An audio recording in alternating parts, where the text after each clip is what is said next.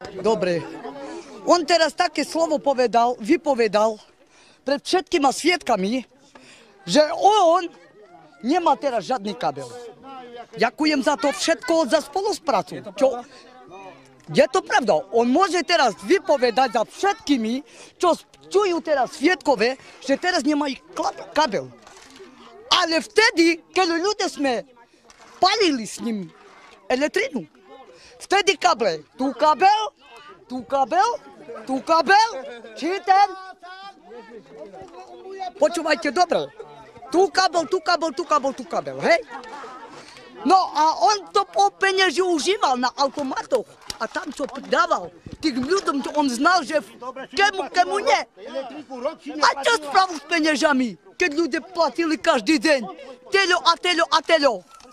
Prečo vypne ľuďoch von? Ešte vybral penieži a išiel na automatoch hrať a on to žádal detsine pridávky. Jak on vypovedá?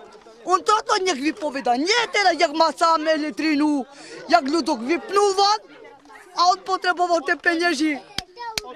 Automatoch, že nemáme živého otca a živého kráľa, že čisté svedomie poviem pravdu.